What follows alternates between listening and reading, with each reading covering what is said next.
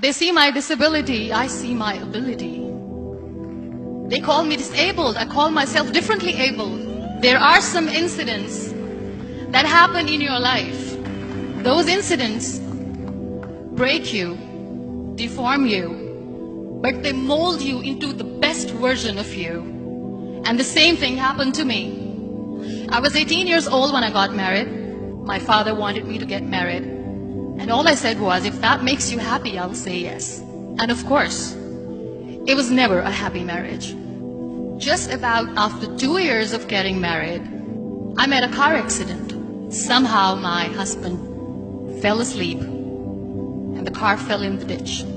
He managed to jump out, saved himself. I'm happy for him. But I stayed inside the car and I sustained a lot of injuries. The list is a bit long, don't get scared. The wrist was fractured. Shoulder bone and collarbone were fractured. My whole rib cage got fractured. And because of the rib cage injury, lungs and liver were badly injured. I couldn't breathe. I lost urine and bowel control. That's why I have to wear the bag wherever I go. 3 vertebrae of my backbone were completely crushed. And I got paralyzed for the rest of my life. I finally ended up in a hospital where I stayed for 2.5 months. I underwent multiple surgeries. One day, doctor came to me and he said, well, I heard that you wanted to be an artist, but you ended up being a housewife. I have a bad news for you. You won't be able to paint again because your wrist and your arm are so deformed, you won't be able to hold a pen again. Next day, doctor came to me and said, your spine injury is so bad, you won't be able to walk again. Because of your spine injury and the fixation that you have in your back, you won't be able to give birth to a child again. That day, I was devastated. I asked my mother, why me? And that is where I started to question my existence. Why am I even alive? And that is where I realized that the words have the power to heal the soul. My mother said to me, this too shall pass. God has a greater plan for you. I don't know what it is, but He surely has. And in all that distress and grief, somehow or the other, those words were so magical that they kept me going.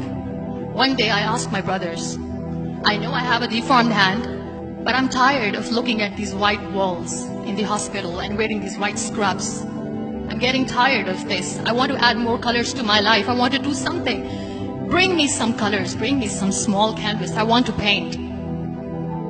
So the very first painting I made was on my deathbed, where I painted for the very first time. It was not just an art piece or just my passion. It was my therapy.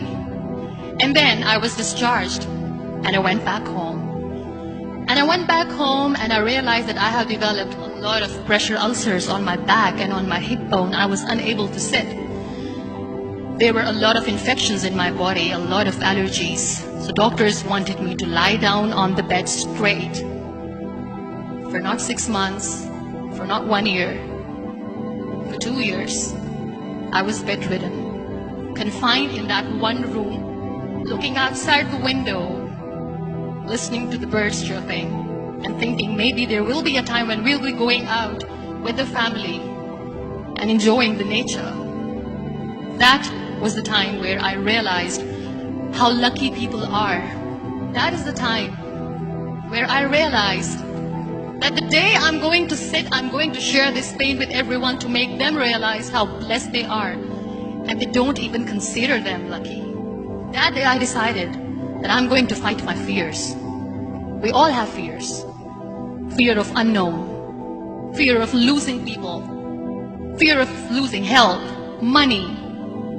We want to excel in career, we want to become famous, we want to get money. We are scared all the time. So I wrote down one by one all those fears. And I decided that I'm going to overcome these fears one at a time. Do you know what was my biggest fear? Divorce. I was trying to cling on to this person who didn't want me anymore, but I said no. I have to make it work. But the day I decided that this is nothing but my fear, I liberated myself by setting him free. And I made myself emotionally so strong that the day I got the news that he's getting married, I sent him a text that I'm so happy for you and I wish you all the best. And he knows that I pray for him today. Number 2 was, I won't be able to be a mother again. And that was quite devastating for me. But then I realized there are so many children in the world, all they want is acceptance. So there is no point of crying, just go and adopt one. And that's what I did. People think that they will not be accepted by the people because we, in the world of perfect people, are imperfects.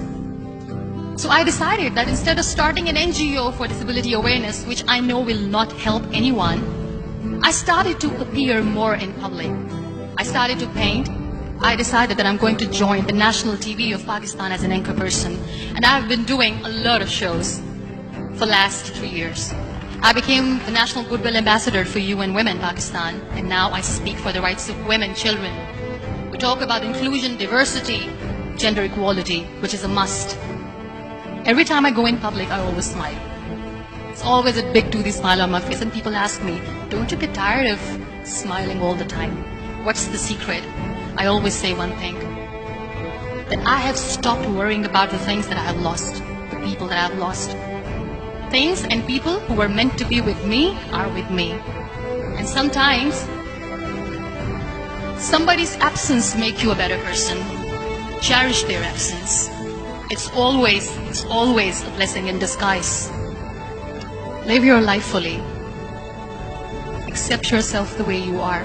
Be kind to yourself. Be kind to yourself. I'll repeat, be kind to yourself, and only then you can be kind to others. Love yourself and spread that love. Life will be hard. There will be turmoil. There will be trials, but that will only make you stronger.